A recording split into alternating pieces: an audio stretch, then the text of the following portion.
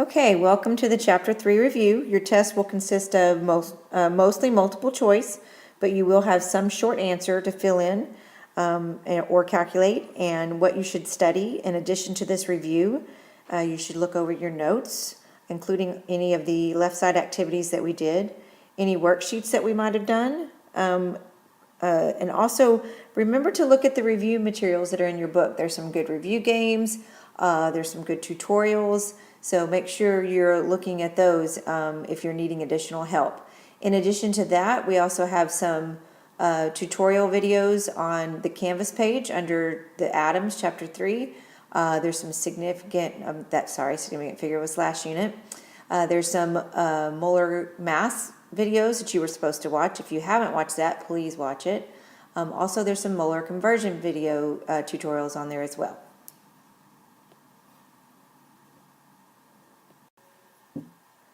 Okay, let's get started with the first one. It wants you to describe the following three basic laws on how matter behaves. So the first one, which we've already talked about a couple of times, is the law of conservation of mass. You can read that definition here. And what you need to know about that, or what it means for you to understand, is that you have to start and end.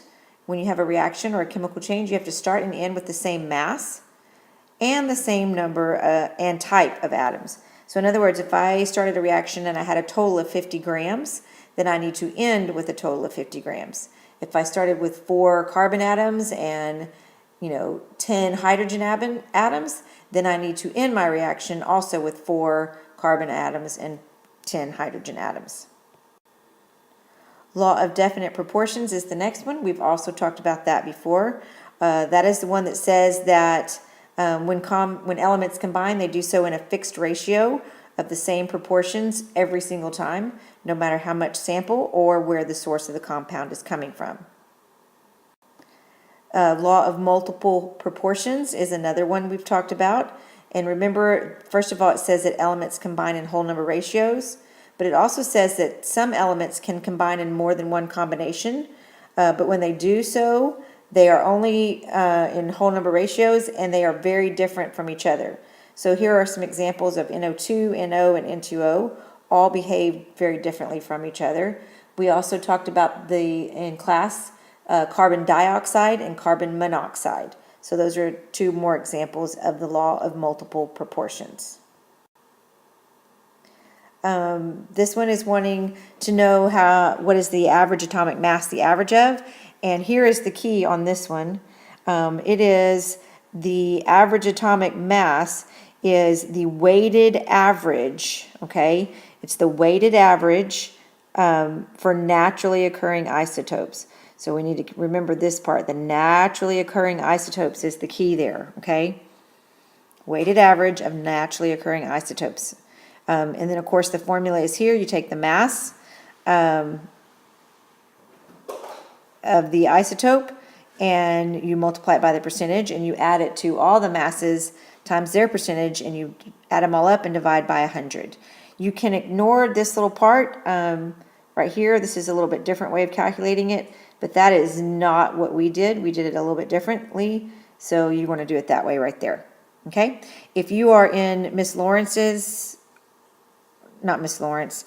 you are in Miss Campbell's or Miss Davidson's class, you might have learned a little bit different formula. You get to the same answer, so be sure and use the formula that they gave you in class.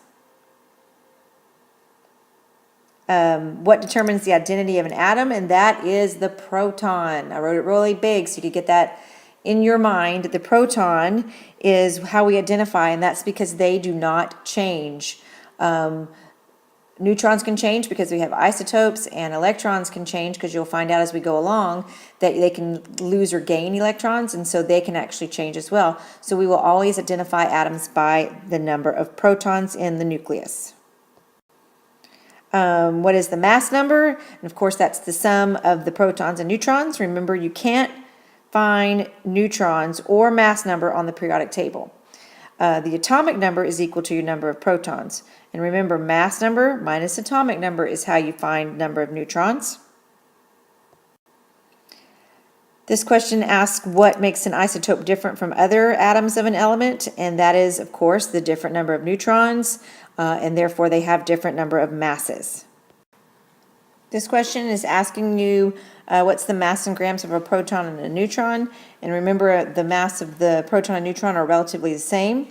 They're about 1.67 times 10 to the negative 24 grams, and remember they are much, much heavier than the electron is.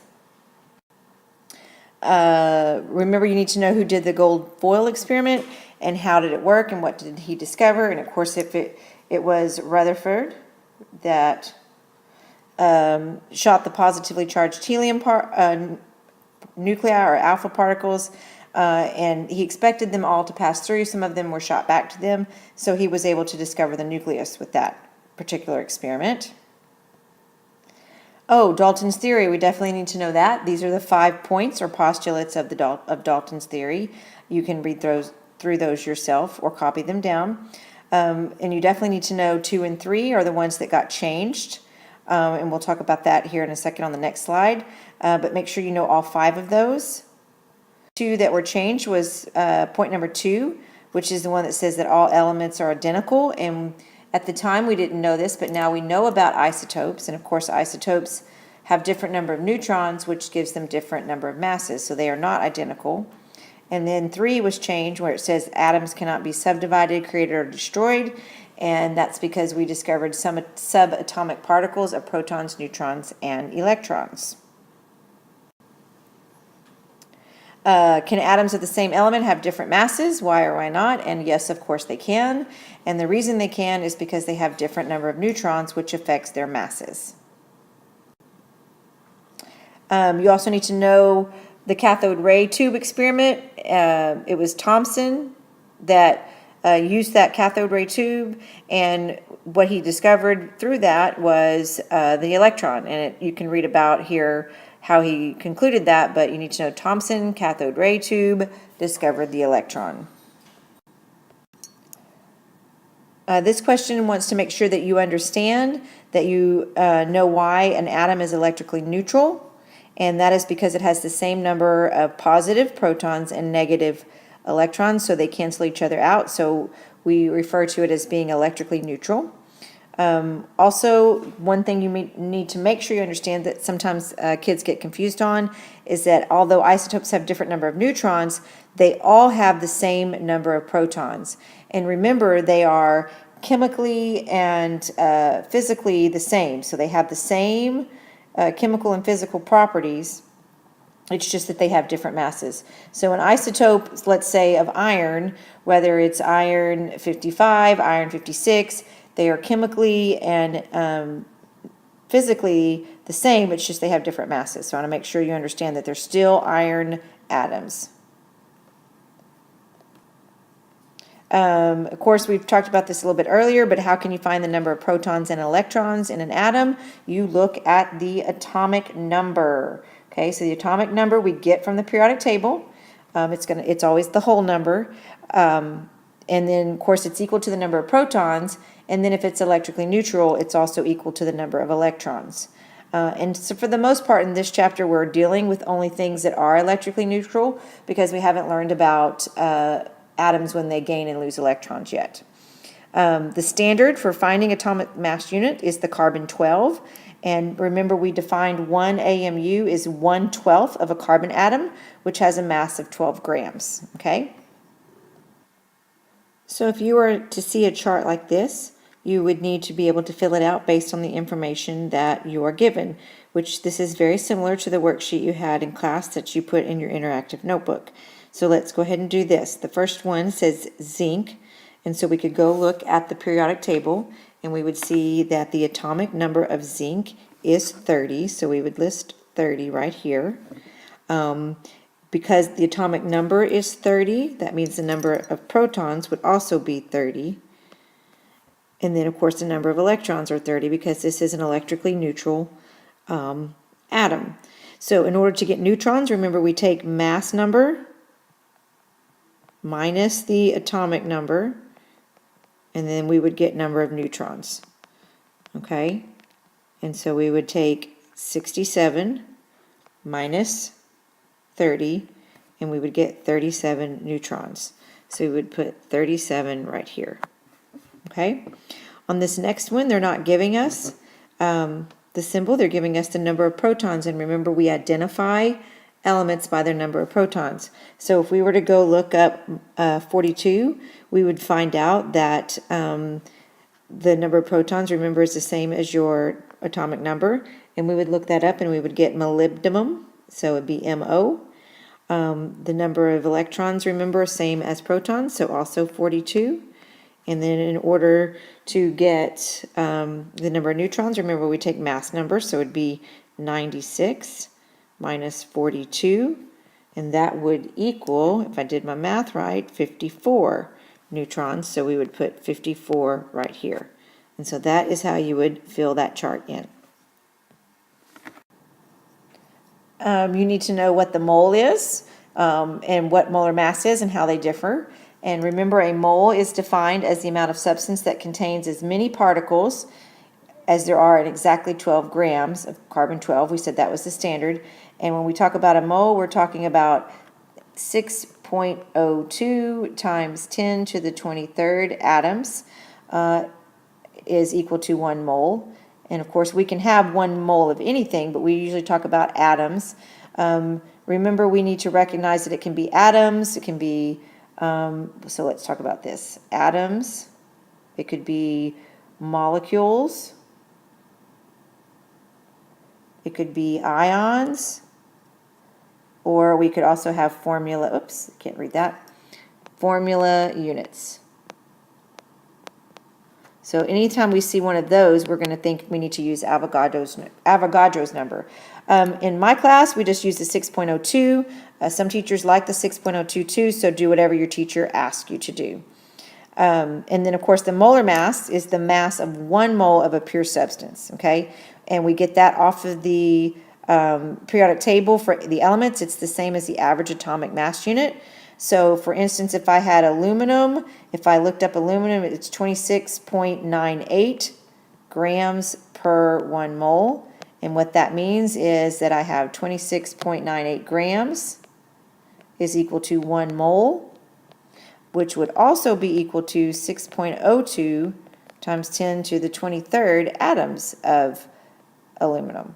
Okay? So here we get into our math problems. So we're going to start with this one. We have 35 grams of sodium, and how many moles is this? And so we have 35 grams is what we're going to start with, because that's the only thing we know. So we have 35 grams, and of course it's sodium, Na.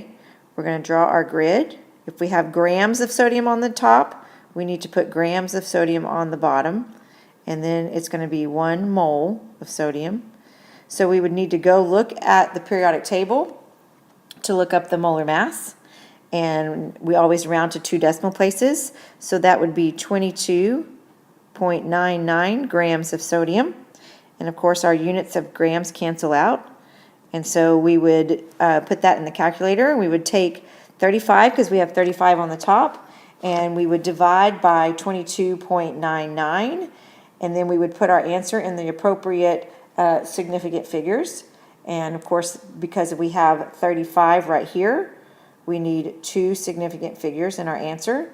And so we would take 35, divide it by 22.99, and my answer comes out on my calculator as 1.5224 and a whole bunch of other stuff. So when I round that to 2 significant figures, I would get 1.5 moles of sodium. Okay, and then I kind of ask myself, does this answer make sense? If 1 mole of sodium is just like right at 23 grams, and I have 35 grams, then I should guess that I'm going to be somewhere between 1 and 2 on my moles. So it's just a way to double check myself. All right, so let's move on and do the next one. This time it says convert 1.2 moles of calcium to grams. So again, I'm going to start with what they gave us, 1.2 moles of calcium. All right, I started with calcium. I need to get rid of calcium, so I'm going to put it on the bottom on the next step. So it's going to be 1 mole of calcium. And then I've got grams of calcium on the top. So I would go to my periodic table and I would look up what is the mass of calcium. And I'm going by memory here. I think it's 40.08. If I am wrong, put down the right one. 40.08 grams of calcium. Again, mark out my units. And then I'm going to put that in the calculator. I have both numbers on top now. And so what I need to do is multiply.